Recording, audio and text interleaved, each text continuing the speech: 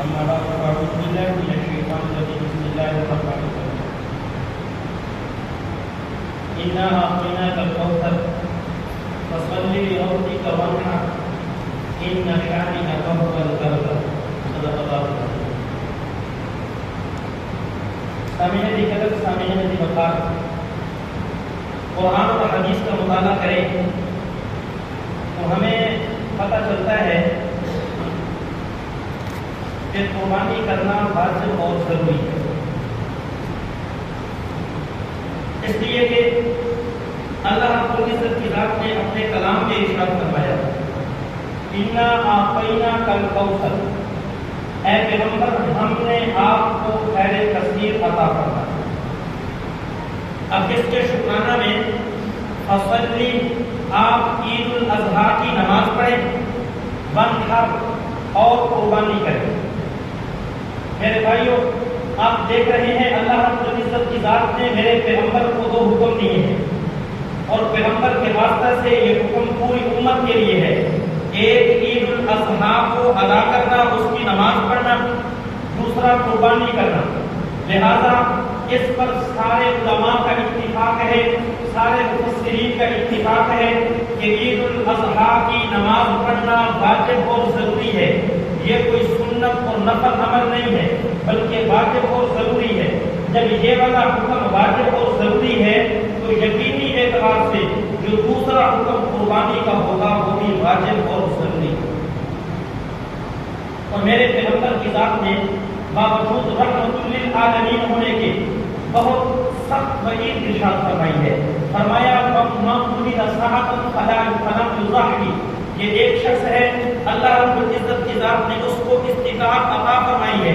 استطاعت کے باوجود وہ شخص قربانی نہیں کرتا۔ میرے نبی کی ذات نے فرمایا فَلَا يَقْرَبَنَّ مُصَلَّانَا،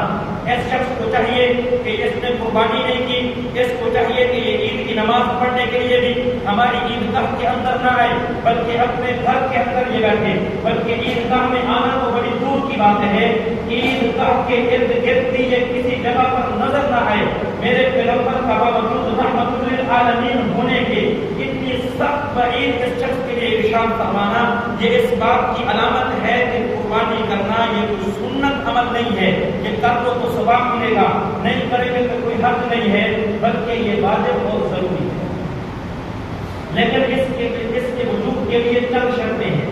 سب سے پہلی شرط یہ ہے کہ بندہ مسلمان ہو، اس لیے کہ یہ عبادت ہے، کافر کی طرف سے یہ ادا نہیں ہوتی۔ نمبر دو شرط یہ ہے کہ قربانی کرنے والا عاقل ہو، اگر کوئی شخص پاگل اور دیوانہ ہے تو وہ شخص مکلف ہی نہیں ہے، لہذا اس پر قربانی نہیں ہے۔ تیسری شرط یہ ہے کہ بالغ ہو، اگر کوئی شخص نابالغ ہے اگرچہ اس کے پاس مال ہی کیوں نہ ہو، اس لیے کہ وہ عقل شریعت کا مکلف نہیں ہے، لہذا اس پر بھی قربانی نہیں ہے۔ چوتھی شرط یہ ہے کہ عید کے 3 دنوں کے اندر بندہ اپنے علاقے کے اندر ہو، مقیم ہو، مسافر نہ ہو۔ اگر عید کے 3 دنوں کے اندر اگر کوئی شخص شرعی مسافر ہے تو ایسے شخص پر بھی قربانی واجب نہیں ہوتی۔ اور 5ویں شرط یہ ہے کہ بندہ صاحب نصاب ہو، اگر وہ صاحب نصاب نہیں ہے، شرعی فقیر ہے، تو ایسے شخص پر بھی قربانی واجب نہیں۔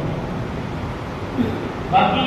قربانی کا نصاب کیا ہے تو میرے بھائیوں، میں بارہا مرتبہ آپ کے سامنے زکات کا نصاب بیان کر چکا ہوں۔ جو زکات کا نصاب ہے وہی قربانی کا نصاب ہے، صرف 2 فرق ہیں، صرف 2 فرق ہیں۔ جس طرح زکات کے نصاب کے اندر حساب لگانے کے لیے 5 طرح کے اموال کو دیکھا جاتا ہے، سونے کو دیکھا جاتا ہے، چاندی کو دیکھا جاتا ہے، جو تجارت کی غرض سے بیچنے کی غرض سے مال خریدا ہے اس کو دیکھا جاتا ہے، کچھ نقدی موجود ہے اس کو دیکھا جاتا ہے، گھر کے اندر جو زائد مال پڑا ہوا ہے، ضرورت سے زائد مال ہے اس کو دیکھا جاتا ہے۔ پھر ان کی قیمت لگا کر دیکھا جاتا ہے کہ اگر وہ 52.5 تولے چاندی کے برابر ہے تو ہم کہتے ہیں یہ شخص صاحب نصاب ہے، اس شخص پر زکات واجب ہے۔ تو اسی طرح میرے بھائیوں، قربانی کے اندر بھی ہم نے 5 اموال کو دیکھنے ہیں۔ کسی بندے کے پاس سونا موجود ہے، کسی کے پاس چاندی موجود ہے، کسی کے پاس تجارتی مال دکان کے اندر پڑا ہوا ہے وہ موجود ہے،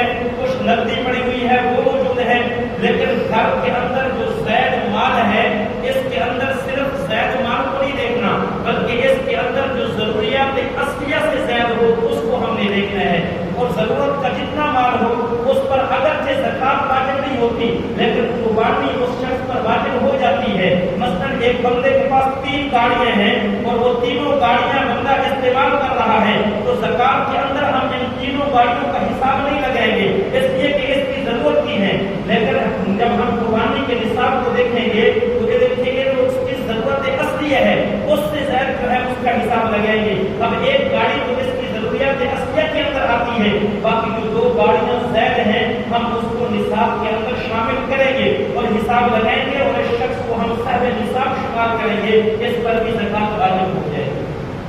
اسی طرح اگر ایک بندے کا کوئی پلاٹ پڑا ہوا ہے اور اس نے وہ پلاٹ اپنے بچوں کی گھر کی تعمیر کے لیے رکھا ہے، جب زکات کی باری آئے گی تو ہم اس پلاٹ کا حساب نہیں لگائیں گے، لیکن میرے بھائیوں جس وقت قربانی کے نصاب کا ہم نے حساب لگانا ہے تو چونکہ وہ زائد پڑا ہوا ہے اس وقت اس کی ہمیں ضرورت نہیں ہے تو ضرورت اصلیہ سے زائد ہے، لہذا ہم نصاب کے اندر وہ والا پلاٹ بھی شامل ہوگا۔ اسی طرح ایک بندے کے پاس 2-3 مکان ہیں کرائے پر دیے ہوئے ہیں اور ان میں سے 1-2 مکانوں کے ساتھ تو اس کے گھر کا خرچہ چلتا ہے، لیکن جو زائد مکان ہیں ان کے اخراجات بڑھ جاتے ہیں ان کو جمع کرتا ہے تو ایسے مکان پر اگرچہ زکات واجب نہیں ہوتی لیکن ایسے مکانوں کو ہم قربانی کے نصاب کے اندر شمار کریں گے۔ اسی طرح میرے بھائیوں کسی کی دکانیں ہیں اگر اس نے کرائے پر دی ہوئی ہیں تو جن دکانوں سے گھر چل رہا ہے وہ نصاب کے اندر شامل نہیں ہوں گی، لیکن جو زائد آمدنی جن کے ساتھ آ رہی ہے ان کو ہم نصاب کے اندر شمار کریں گے۔ اسی طرح میرے بھائیوں ایک بندے کی زمین ہے اور وہ زمین بندہ کاشت کرتا ہے، جتنی مرضی زمین ہو اس پر زکات واجب نہیں ہوتی، لیکن جب ہم قربانی کے نصاب کو دیکھتے ہیں تو ہم دیکھیں گے اس زمین کے کتنی ایکڑ کے ساتھ اس کے سال کے اخراجات چل جاتے ہیں، جن کے ساتھ چلیں گے ہم ان کو نصاب کے اندر شامل نہیں کریں گے، لیکن جو زائد زمین ہے ہم اس کا نصاب کے اندر شمار کریں گے، لہٰذا وہ بندہ بھی صاحب نصاب ہوگا اس پر بھی قربانی واجب ہو جائے گی۔ اس طرح ہمارے ہاں یہ رواج ہے کہ عورت کو جہیز دیا جاتا ہے اور گھر کے اندر جو جہیز اس عورت کا ہے اگر زکات کی باری ہے تو ہم کہیں گے دیکھیں گے کہ پورے سال کے اندر اس کا یہ جہیز کتنا استعمال ہوتے ہیں، جو چیز سال میں تقریباً 1 مرتبہ بھی اگر وہ جو ہے استعمال ہو جاتی ہے اس پر زکات نہیں ہوگی، ہم اس کو زکات میں شمار نہیں کریں گے، لیکن جب قربانی کی باری آئے گی تو عورت کا جو یہ جہیز والا مال ہے، جہیز والا جو سامان ہے، جو چند برتن جن کو بندہ استعمال کرتا ہے صرف ان برتنوں کو نکال کے چند بستر یا چند چارپائیاں جن کو بندہ استعمال کرتا ہے بس ان کو ہم نصاب کے اندر شمار نہیں کریں گے، اس کے علاوہ باقی جتنا سامان ہے وہ سارا کا سارا نصاب کے اندر شمار ہوگا۔ اگر عورت کے پاس یہ سامان ملا کے کچھ تھوڑا بہت زیور ملا کے 52 تولے چاندی کے برابر اگر اس کی مالیت ہوتی ہے تو یہ عورت بھی صاحب نصاب ہے، اس پر بھی قربانی واجب ہوتی ہے۔ تو قربانی کے نصاب میں اور زکات کے نصاب میں ایک فرق تو یہ ہو گیا کہ قربانی کے نصاب کے اندر جو ضرورت کی چیزیں ہیں وہ سال میں 1 مرتبہ ہی استعمال کیوں نہ ہوتی ہوں وہ قربانی وہ زکات کے نصاب کے اندر شمار نہیں ہوتی، لیکن قربانی کے نصاب کے اندر صرف ضروریات اصلیہ کی چیزوں کو نکال کے باقی جتنی چیزیں ہیں اگرچہ وہ سال میں 1 مرتبہ استعمال بھی ہو جاتی ہوں ان کو ہم قربانی کے نصاب کے اندر شامل کریں۔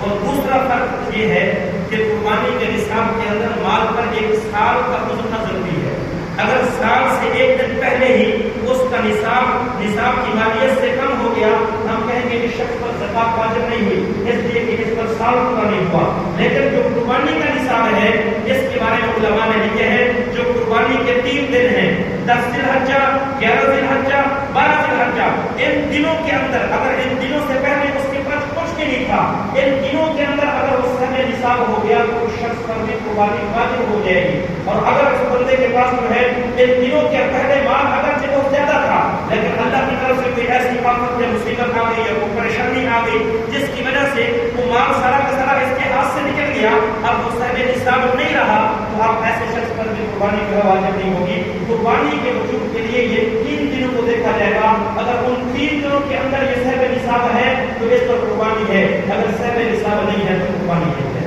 میرے بھائیوں میں نے آپ کے سامنے قربانی کے نصاب کی مکمل وضاحت کر دی ہے، اب آپ اپنے ارد گرد رکھتے آپ کو اپنے اہل و عیال کو دیکھیں کتنے لوگ جو ہیں ان میں صاحب نصاب ہیں ان پر قربانی واجب ہوتی ہے، میاں صاحب نصاب ہے اس پر الگ ہوگی، بیوی صاحب نصاب ہے اس پر الگ ہوگی، اگر اولاد بالغ ہے اور وہ صاحب نصاب ہے ان کے پاس اپنے پیسے ہیں اپنا مال ہے ان پر الگ قربانی واجب ہوگی، اگرچہ ایک گھر کے اندر کیوں رہتے ہوں، ایسا نہیں ہے کہ پورے گھر میں سے ایک کسی سربراہ نے قربانی کرنی تو وہ قربانی سب کی طرف سے کافی ہو گئی، ایسا نہیں ہوگا میرے بھائیو۔ جس طرح ایک باپ جو ہے وہ اپنے فرض نماز جا کر پڑھے، بیٹے کا ادا نہیں ہوگا، بیوی کا ادا نہیں ہوگا، بیٹے کو الگ کرنا پڑے گا، بیوی کو الگ فرض کرنے پڑیں گے۔ اسی طرح قربانی کے اندر بھی اگر شوہر جو ہے وہ قربانی کر لیتا ہے، بیوی کی قربانی ادا نہیں ہوگی، جس طرح اولاد کی قربانی ادا نہیں ہوگی، بلکہ ان کو اپنا اپنا واجب الگ ادا کرنا پڑے گا۔ دعا ہے خدا کی طرف مجھے اور آپ کو